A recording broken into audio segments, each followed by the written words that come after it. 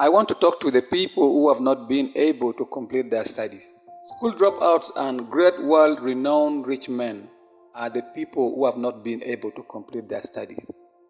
According to the Higher Education Study Survey project, which was conducted in 2019, out of all the students who joined educational institution at the university level, only 70% was found to be able to move from year 1 to the last year and get up their papers. 30% of the students in secondary school dropped away and 45% in primary school dropped away, meaning if 100 students joined primary school by that year, only 55% complete, the rest of the percent dropped away. By the standards of this modern society, these people are considered to be victims.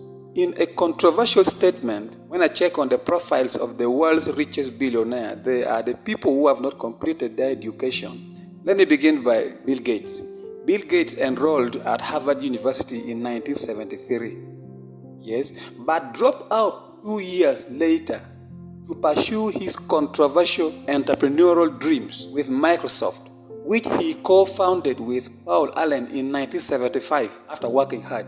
He got Microsoft not because he completed his studies, but right now he's among the world's richest men. Let's look at Donald Trump. Donald Trump was reported to have graduated from Walton Schools of University of Pennsylvania with a degree in science economics in 1968. But in 2012, when Obama was seeking re-election, he threatened to display Trump's result for public consumption at his provocations.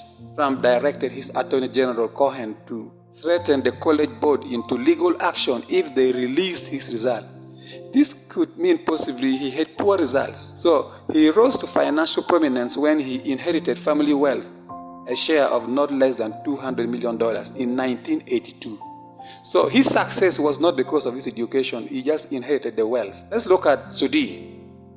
Sudi did not go beyond secondary school according to the educational tree. He started primary in Jinja and secondary in Jinja. When he was 16 years in 1972, when Amin threatened the Asians, his father ran with him and he came back to Uganda with some little capital and he started business. Right now, he is the richest man in Uganda. What I'm trying to say here is education does not measure the limit of a man or how far someone can go in life. That is very, very wrong. How far you can go in life has already been measured by God. It has already been made by God. You only have to find a way to reach there. Education is just there to make the seed which is in you to be refined. Let it function properly. Even Jesus Christ, when he was delivered to men, it was a planned approach of God so that the sins of men can be wiped away. When you read from 1 Peter chapter 2 verse 23, Peter said, "This man was handed over to you by God deliberately." This man was handed over to you by God's deliberate plan and foreknowledge.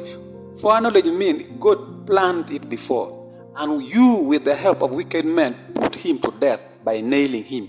So the death of Jesus Christ was a planned move to achieve a certain result, which was achieved. From this scripture, you realize that a seed was planted by God, and this is what we call the seed. This is the seed of purpose, and the purpose was for Christ to die so that man can find life. It is the same.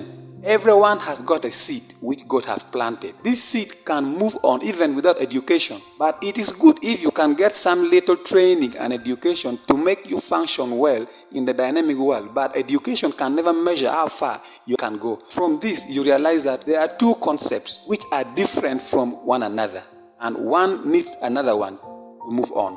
Education needs something to refine. That is purpose. Purpose needs education to refine it. They are all important, but the first one, which is foremost important, is the purpose of your life, because that is where everything shall begin from. I want to believe that unrefined purpose can easily be outcompeted against the refined one. Your purpose is the whole divine assignment which is buried in your genetic makeup to produce your fleshly potentials, while education is an artificial approach to refine the seeds of potentials. There is distinction between job and work. Your job, these are things that you do in order to make you earn a living on a daily basis. It doesn't matter what you do in this case. You can go and sweep the street, you can go and do manual work and just get whatever you can to make the day go. That is what we call job. You are given that job by someone who really has it. You are employed by someone, meaning that person can change his mind and then tomorrow you have no job. That is what education can do. You can go to school and study to become a teacher, and at the end of the day, the Ministry of Education will say you cannot stop here. Or the director in the school that you're working in can say you cannot stop here. I can no longer continue working with you. That is what we call job, and education can bring that. But what we call purpose is directly connected to your work. Your work is your original purpose. Your work is your original assignment that is connected to God as your employer. No one can deploy you. No one can say you now stop here, because it is your personal assignment that the world is waiting for. It is a seat that everyone is waiting for. It is a seat that a lot of people are waiting to depend on to be able to move to another level in life. So it can never change. No one can fire you up. When you look at all these things well, then you realize that education is good, but not independently functional in a life of someone created in the image of God. Purpose must be known in the foundation in order for education to flourish.